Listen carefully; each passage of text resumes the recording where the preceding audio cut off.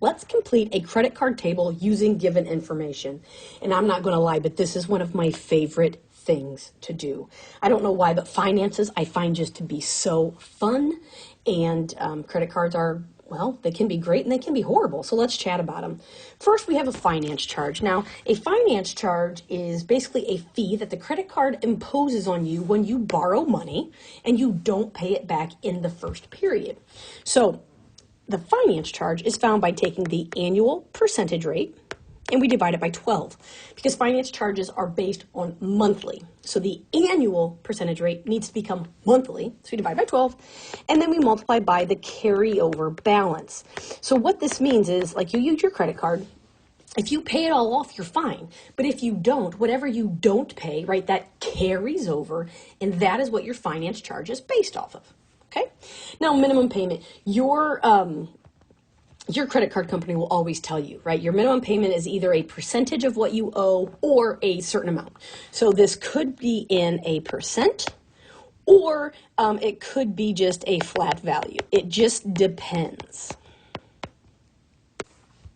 The new balance. So if you think we have, when you take the carryover balance, you add the finance charge, then we have the new balance, right? So this is the carryover balance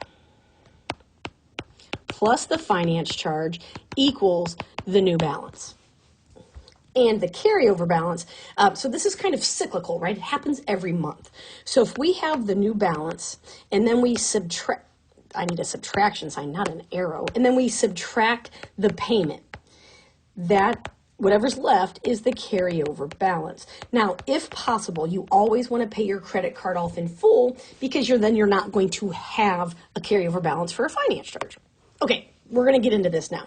So you have a carryover balance on a credit card of $3,250. The credit card has an APR of 17.99%.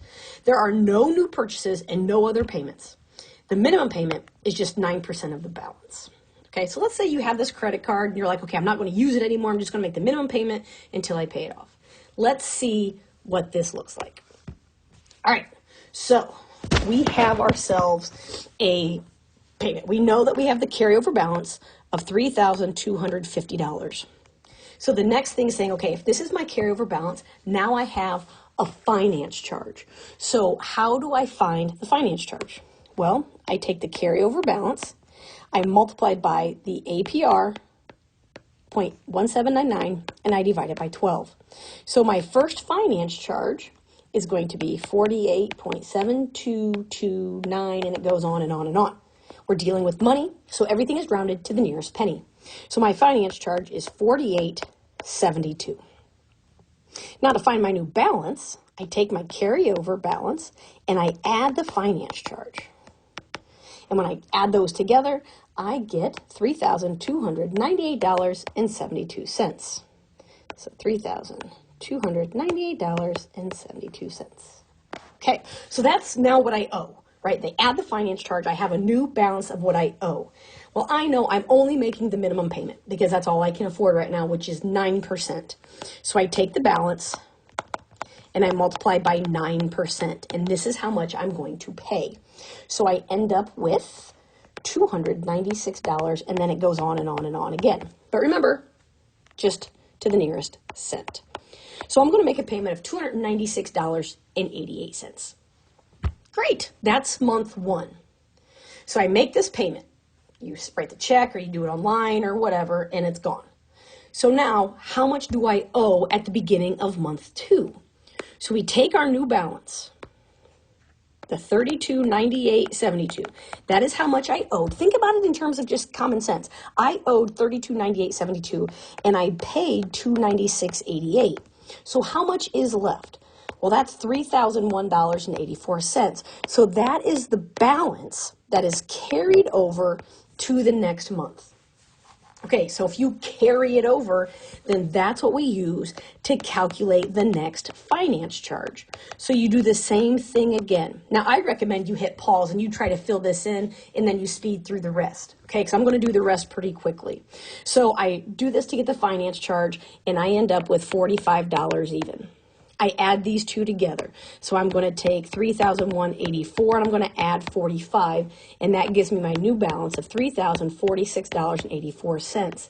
As we know, we take our new balance and we multiply by 9% to get our payment. Now you'll notice every month your payment's going to go down a little bit because you owe less. Well, if you can afford it, you should always continue to make higher payments because it'll make things go faster. But we take our new balance, we subtract the payment that we did make to get our carryover balance for the next month of $2,772.62. Now, when you need, then you carry over this balance. That's what we use to figure out what the new finance charge is. So again, we multiply by 1,799 divided by 12, and we get $41.57. You can see the less you owe, the less finance charge you pay. So my carryover balance was $2,772.62, and I'm going to add the finance charge of $41.57 to get my new balance of what I owe of $2,814.19. And then last but not least, I take what I owe and I multiply by the 9% that I'm paying, and I pay $253.28. So that's one way to complete a credit card table using a no new purchases and a percentage for a payment.